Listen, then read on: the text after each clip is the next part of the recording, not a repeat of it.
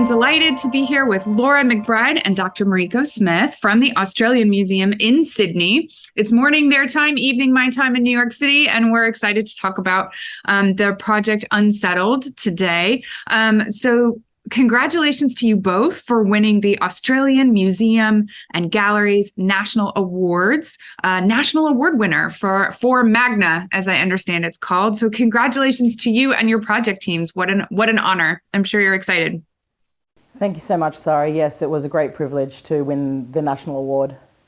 Fantastic. So I would love to hear just a little bit more, in a nutshell, a bit more both about your institution, but also in particular about Unsettled, about the project and how it came to be. So the Australian Museum is actually Australia's oldest museum, founded in 1827. We're a natural history museum and we're a colonial institution. So the Australian Museum has played a very active role in the representations, research and interpretation of First Nations peoples in Australia since its conception. And it's often played the role in which it takes the authoritative voice for First Nations peoples from 1827 until very recently.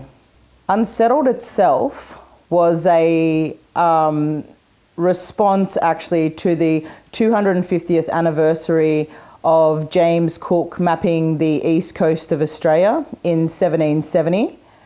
Originally, the Australian Museum planned to do what it had called for many years the Cook Show, but this transformed over time. Once being asked to curate the show, have an Aboriginal curator lead the show so that it's a more balanced narrative, we asked to do consultation with Aboriginal and Torres Strait Islander communities in order to agree to taking on that curation. And once we had undertaken that consultation with communities, no longer was it the Cook Show, it had become a truth-telling show. That is what Aboriginal and Torres Strait Islander peoples want. Like one of our respondents said in the consultation, Cook is actually but a small footnote in Australia's true history. I love that the renaming, even in shorthand, of the exhibition is, I think, really telling to the attitudinal shift in the importance of this exhibition and the truth-telling opportunity that it provided. Could you speak a little bit more to what the jury for the national winner for the prize, what did the jury kind of reflect back to you as their impressions and rationale for giving you the award? Well, I think particularly around the highly consultative nature of the project, the fact that we began from the very beginning with asking Aboriginal and Torres Strait Islander peoples themselves about what they would like to see and not like to see in this exhibition. And the fact that it was truth-telling on a national scale. I mean, it's quite rare for an exhibition to be so strong and truth-telling to be recognised on the national platform. Absolutely, and something that is amazing to watch. I think something that many institutions are struggling with. I was really engaged and excited to read about the work that you have been doing in really what's a new model of working with First Nations community. You mentioned in the write-up you shared about this project, really providing an authoritative platform, the museum and the Australian Museum as an authoritative platform to tell these stories firsthand. So ceding that authority, giving voice, just giving a platform to these conversations. What advice would you give to institutions, museums that are hoping to create a model like this, working with their own Indigenous communities? Well, firstly, you need to be willing to provide true agency. Aboriginal, Torres Strait Islander and Pacifica peoples here at the Australian Museum should be representing themselves and their cultures within the museum. You know, museums have never been neutral. And so they project this idea that they are ultimately telling the truth when you're coming through essentially biased views and dominant views or world views that are telling those stories. They're absolutely not neutral. So you need to be able to actually provide agency to the Indigenous people that you're working with, as well as being able to provide the correct amount of funding to be able to support those relationships. I mean, Indigenous people around the world also have to pay their rent. They have their bills, so they can't work for free. So you need to have reasonable standards of a budget, and also probably to be a little bit flexible on timelines, because if this is the first time an institution is embarking on something, it must build those trustworthy relationships with people, and that can't be put on, well, we're going to allocate, in a project management sense, 3 or 4 weeks to the building of relationships. And then, because, Indigenous people around the world have these contested relationships with collecting institutions who have most of the time in the past collected our cultural materials without permission, interpreted them in ways where we're not involved and often incorrectly, including the collection of our ancestral remains. So if we're to embark on exhibitions or programs or projects together, we also have to build relationships and have those difficult conversations along the way, because you can't have one without the other. And it's also about rethinking the role of what a curator does. So to achieve true collaboration, it's about being the facilitator for community voices. That's really important to us, and that's why from the very beginning we started with that highly consultative stage of the project, and then throughout the project, every object and story that we shared in Unsettled, that was from Indigenous knowledge holder, person who is authorised in their community to hold that knowledge or that story. And so it was really important that we could say that every object, image and story had an Indigenous collaborator working alongside us. Yeah, that is truly amazing and groundbreaking, the depth and the reach of the collaboration of the process that you went through to create this exhibition in full partnership and building relationships with the Indigenous community and the First Nations.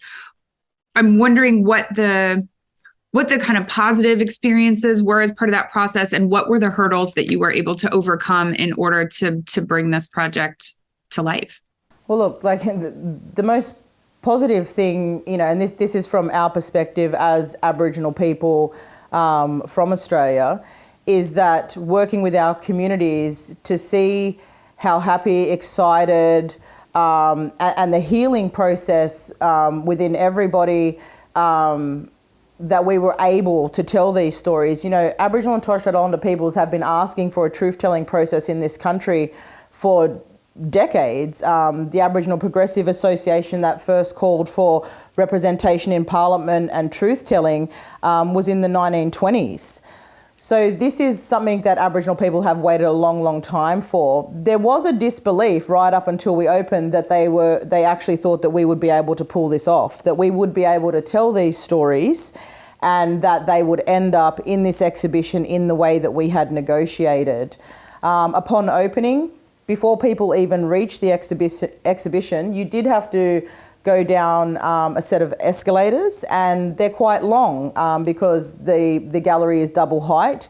And during that process down, some people, already knowing that they were about to see truth-telling, were already crying before they had entered the show. That's how healing the process was. And so giving all these different elders and community groups a voice absolutely was what kept us going and what was the most positive experience. Yeah, I mean, also hearing from a community member saying they never felt safe to come to this museum, considering this museum's history and the impact of what it has done over its years. And they were saying, this exhibition has made this museum a safer place for me to come and visit. And that, for us, really is what it's all about in terms of making this a place that people can come in and share stories, learn, but also do it in a way that respects cultural safety. I mean, some of the challenges that we faced during the Unsettled journey does include the sort of scrutiny that is focused on us. It's interesting to compare how this particular exhibition, like some of the other cultural exhibitions that Laura in particular has been involved with, comparing those to scientific exhibitions where anything that was put on labels is accepted without question in scientific exhibitions, but the truth that we were talking about, this was based on historical resources, but yeah, had to provide references and even have little footnotes printed out on vinyl labels to put underneath statements. It's something that I have not seen in scientific exhibitions. And if Laura might want to elaborate on that. Absolutely. This show had many difficulties. Truth telling is not easy, and you must be brave. And you need to have the right leadership in place, and that leadership needs to be supportive. We did go through a whole range of processes that do not occur on normal exhibition processes, such as having our text and interpretations go through several other members of the executive leadership team and other senior members of the museum. But this is all part of the process because the museum itself was taking a risk in undertaking truth-telling because Australia's history in this country is unsettled. And so the fact that we are telling the truth was going to unsettle people, and it did unsettle some parts of the media who we might see as more right-wing, and we knew that that would happen, and we just had to prepare for that. So it was also about having a really good communication strategy, but we had to build trust with our team members. So our core team was a small team who had worked together previously on cultural exhibitions, so had already a level of relationships and understanding with one another, which made it easier to embark on a more stressful and project, so to speak, as well as having the CEO and director, Kim McKay, really inform the staff that this is the process we are taking and that we expect everyone to be behind us on this. And we also undertook a series of training with staff on what we were calling cultural competency, but it was actually an anti-racism training course that we ran for around 80 to 100 staff members, particularly those who would have been on the floor when the exhibition was open, managers whose teams might be working with us, and as well as the team members who are working with us. So there was also a range of educational programs we were running internally at the same time we were building them so that the whole museum was prepared to open unsettled. Wow, that's a lot of work, not only to create the space, create the exhibition, but get ready to present it to the public and empower the staff to have the tools necessary to deal with visitor reactions in all the forms that I'm sure it took. I'm curious to hear a little bit more about how you've seen this approach, this radical shift in planning. How has it reverberated or impacted the rest of the museum, whether that's how projects are planned or just feedback you've had from your colleagues in terms of, a fundamental project like this with such a shift can have a positive impact throughout the institution and rethinking how things are done. Have you seen a reaction, a reverberation from this process that's been impacting the way the museum thinks, functions, behaves? So for us, so to speak, it wasn't quite radical to do this. This is stock standard what we would expect to do. We would expect to be able to consult widely as Aboriginal people, and we would also expect to be able to work with communities under our Indigenous cultural and intellectual property protocols to make sure we had the time and the funds to seek consent for the stories that we were telling. What we were able to do through this process was teach the museum that there does need to be a consultation process. So the Australian Museum in the past, for example, would say, oh no, we've run consultations, but we might see that as consultation through notification, for example. Hey guys, we've got this idea to do an exhibition on, say, waterways, and this is what we were thinking we were doing, and are you okay with that? And do you have anything to contribute to that? That's consultation by notification. That doesn't give anybody any agency in the situation. Then there's consultation where you hear people's ideas and negotiate them out. But for us, it was more than that. Essentially, we said, here's a blank platform. You're to pick the themes and topics and tell us how we are going about telling these stories. And actually through the consultation process, people were a bit confused by that. They weren't used to it. So they would say, no, tell us what you're thinking and we'll give you our opinion on what our feedback on that particular point. So for them, they were not used to major cultural institutions coming to them and saying, what would you like to put on display and how would you like to display it? I see. So it really was building on a process that existed and expanding that further from what you're saying, which is wonderful. Is there is there a step beyond? Is there a hope to build from here? What would a future project, look like, do you think, to kind of build upon the process that you've created here? It's already been happening though, hasn't it? Yeah, I think what's funny is Mariko and myself said, oh, we're never going to, in fact, our consultation was 7 questions, 3 were quantitative, just to make sure we're getting Aboriginal and Torres Strait Islander people understanding Demographical information. Yeah, the demographics for that group, what nation they came from, where people are living. But then we asked 4 open-ended questions, and we did say to ourselves, we're never going to do that again, because the volume of data and how you deal with that was really difficult. So we thought we would embark on a different process next time. But we're just started to go into consultation on our new First Nations permanent galleries. And we did try and look at several other ways to do this, like take smaller subgroups and figure out the types of areas that people might like, and then give ticker boxes to a larger group of consultation. But we just felt it wasn't as genuine. So we've done the same thing, and we're going in with a large amount of open-ended questions and just letting people completely choose what they would like to say and what they would like to write. So we feel like now that consultation process was good, what will probably need to happen in the future, but this will take time, is build the skills and the connections and the understanding for other groups across the museum to be able to do it independently of the First Nation staff. That would be the next really big step, but that will take time and that will take resources. And we are a government institution, and we do have restrictions on how many staff we can have and how we can grow that type of capacity, and things shouldn't be done overnight either. To do things properly, they should be done slowly, they should be embedded within the structure of an institution, and they should be able to maintain the test of time for example, managers and directors like myself and Mariko leave the institution. That's great. And I appreciate the advice that you shared earlier in the conversation about the necessity of shifting and managing expectations on timelines, funding, flexibility. It's really a change in the way planning processes happen in order to make space for this process, because, in institutions, we're always pressed for time, pressed for resources, pressed for money. But to do this properly, as you noted, it's about the relationship building, which is not something you can set a rigid timeline to, if it is to be truly collaborative process. And it's just amazing to hear about it and to hear about the next steps for that.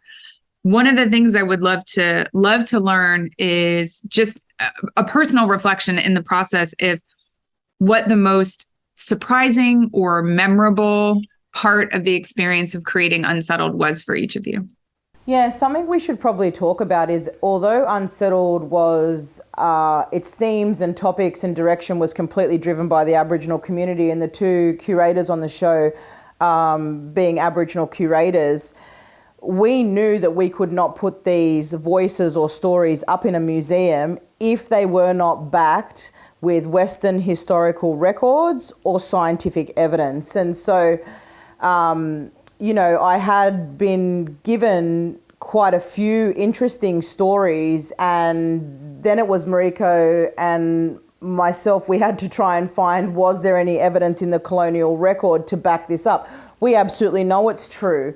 But, because of the unsettled nature of Australia's history and the fact that, most Australians don't know the true history of Australia. If you asked Australians about Cook, a lot of people say, Cook came here with the first fleet and, basically established Australia. I mean, I would doubt very much if Cook had ever heard the term Australia before. He was deceased 9 years before the first fleet arrived in the country. Most people think that he took possession of the country at La Perouse. He actually took possession on an island off the east coast of Cape York. West coast of Cape York. That's why Mariko is the fact checker and historic expert.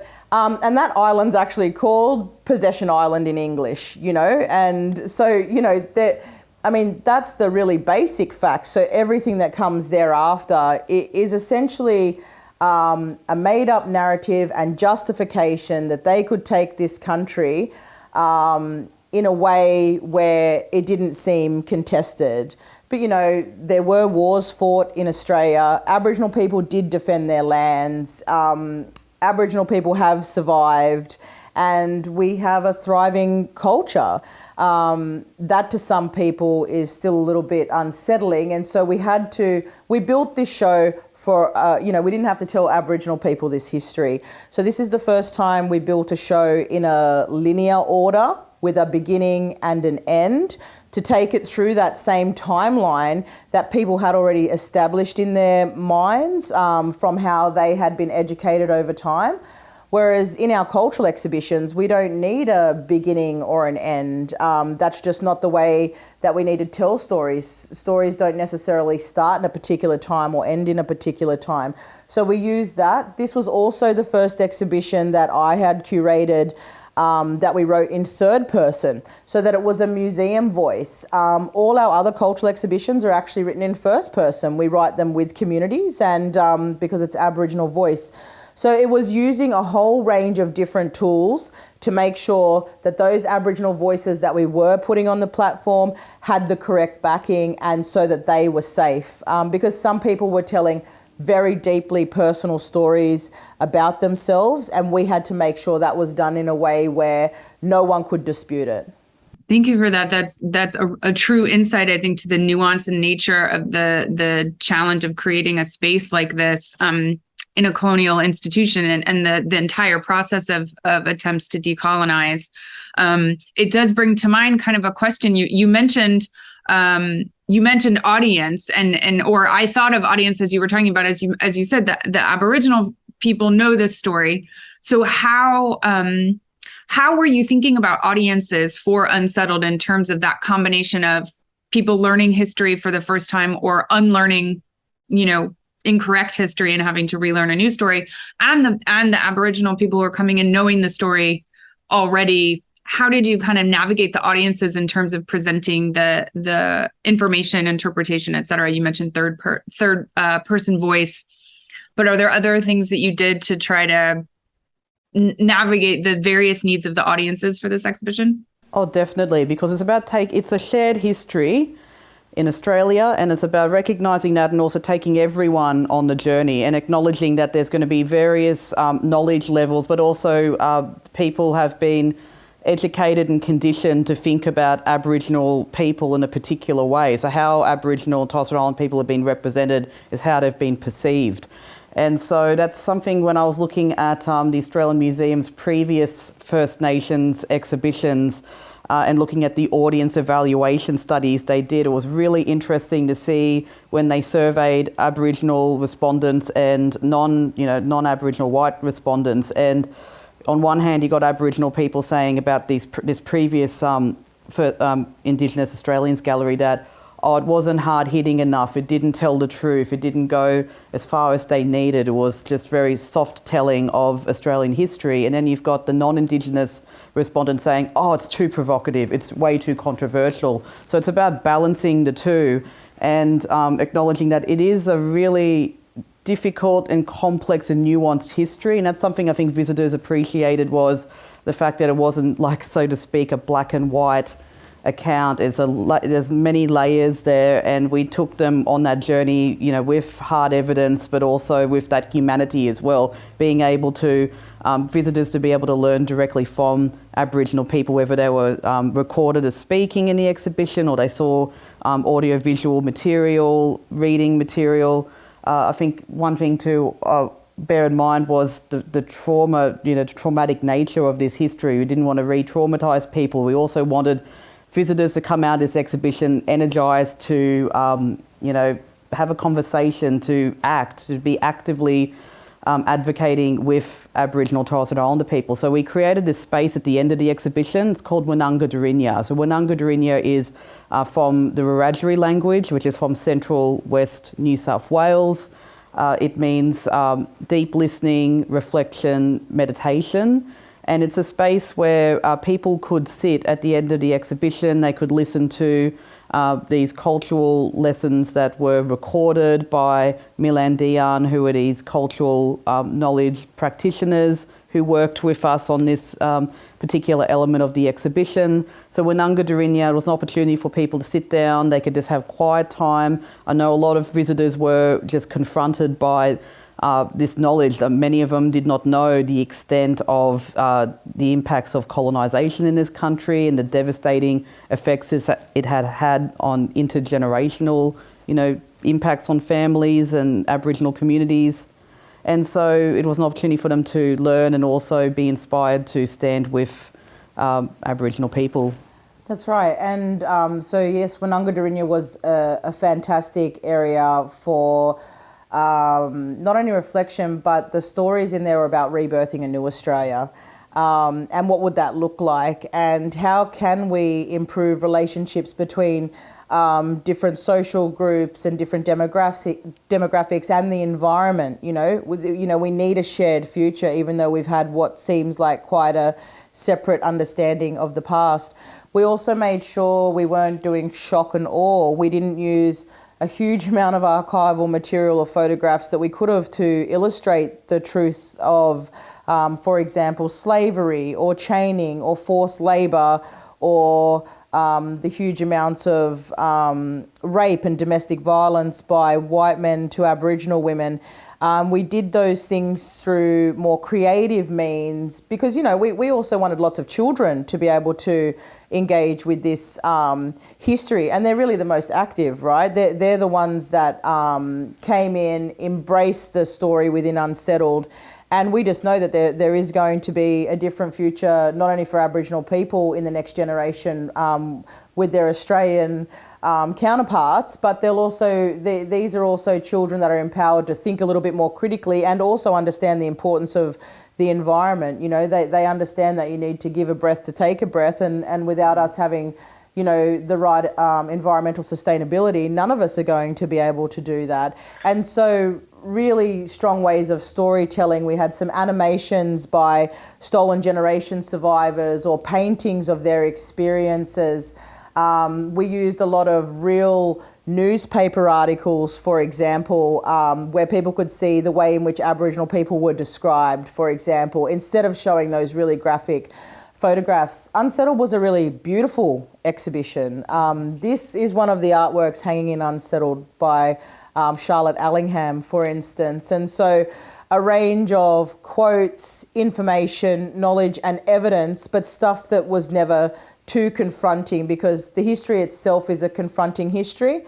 And every sentence in Unsettled, every picture in Unsettled, every object in Unsettled was selected very carefully to understand how one might react to that, how a different audience member might react to that to somebody else. And then, of course, protecting our own people who have lived this history and ensuring they can leave there empowered and feeling satisfied and not re-traumatized, as Mariko just said. Wow, that's absolutely amazing. A wonderful project to hear about, a wonderful collaboration. Congratulations, a well-deserved award, no doubt. Hearing about this just gives me faith, really gives me a little bit of faith in the field. Then what can be done if we actually as institutions truly seed and share authority, if we do true relationship building, collaboration, truth telling, combining that with the best of what museum practice can offer in terms of academic rigor and interpretation and working with audiences, magic can happen, right? I think that's pretty amazing. Before we wrap, are there any last things you would love to share with the audience that you didn't get a chance to yet? The Unsettled was a temporary exhibition, but we did create an online version where people can move through the space still. So that can be found at our website, the Australian Museum website.